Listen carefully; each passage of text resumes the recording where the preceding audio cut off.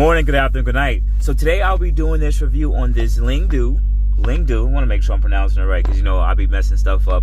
This dash cam. Now, this was sent to me by AZ Dome. I've reviewed a couple of dash cams over the years, and they hit me up again and said, hey, can you do a detailed review on this dash cam? And I said, absolutely. So we're going to take a look at it. It's supposed to be a 5K camera.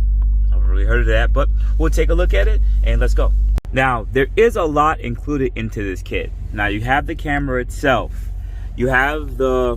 I actually have it plugged into the cigarette lighter. You have a long extension cord that can be run under the door panels, above the moldings and everything like that, where you would actually connect the rear camera, which I have right here, and you can spot it at through anywhere you would want to put it. Now, I'm not going to do that for the video because I'm just testing out. I'm not really a dash cam person, but I am testing it out. So once you have everything plugged in, you do get an expandable 64 gigabyte. Give me a second, guys. You'll get you can expand it. You have a 64 gigabyte micro SD card that's already located inside of there. All right, give me a second, guys. Now, once everything is tied in here, if you take a look right here, this is what actually they use to connect the rear camera. What you're going to do next is you can plug the camera in. Right? It's going to plug into here. Once you plug in, it's automatically going to start recording. So, plug in. Cool. Now it has juice, and it's going to start recording. Or it should actually talk and say it will start recording. Recording started. Wi-Fi is on. Alright, so there's also an app you can connect directly to this so you can change some settings. Recording started. So I want to give a couple specs here. So now you're looking at the live feed for the front camera.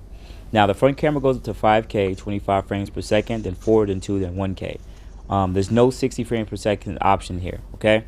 Now when you connect the front camera and the rear camera together, that's going to dumb it down to pretty much 4K for the front camera and 2.2K for the rear camera. And then you could go down to about 1080p. 30 frames per second. Now there are going to be some loop recording that you can do, 1 minute, 3 minutes, 5 minutes, and that's usually how it carries itself and how. Now moving forward, the next clip that's going to come up, I'm gonna let play some audio video because it does record audio. You could turn that on and off, and you can use an app where you can actually access the live feed and see how it looks like. There's no screen on the camera built in, so you can see how it looks and see everything's recording, but I guess it's just you can't get everything in one package. Rear camera is connected. Recording started. So now it's going to start recording, and that's why the blue light is going out yellow and blinking blue, blue, blue. So I believe I could press this and it'll stop.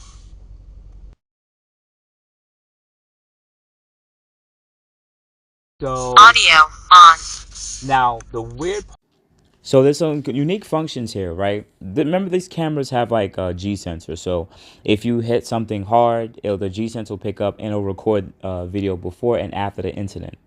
Also on top of that, you can connect this, so you can use this as like a parking camera, like a parking mode type of situation. Also, you have time lapse. And I think time lapse is pretty cool because when you turn the car off, it will record a time lapse of one frame per second. And that's if your car is of course hardwired, where it still has the juice connected to it, pretty much electricity. Now, while the time lapse is recording, if someone hits your car and the impact reaches the G-sense level, then the camera will start to record 1 minute continuous video, pretty much. So it can be used as a camera that can record when the car is off and still connected to power. Of course, collision detection.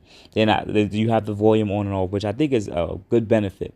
Also, this camera is controlled by a voice command, which I think is pretty cool. So you can say, turn off recording, open recording, take a picture, and lock the video. So that's it pretty much makes some of the operation hands off, which is also pretty cool. Now, some of the other cameras that I've used in the past didn't have this other features, which is like a fatigue driver reminder, where it beeps every hour, 2 hours, or 4 hours if you're a fatigued driver, just so it can remind you and wake you up. I think the interval should be a little bit closer than every hour. I would say every 5-10 minutes, because if you're on really long drives, then yeah, every hour I could be sleeping in a ditch by that time. You can set your date, your format, your speed, your usual information. But another thing I like about this GPS is it has GPS. Yes, guys, that's GPS. It actually shows you GPS information.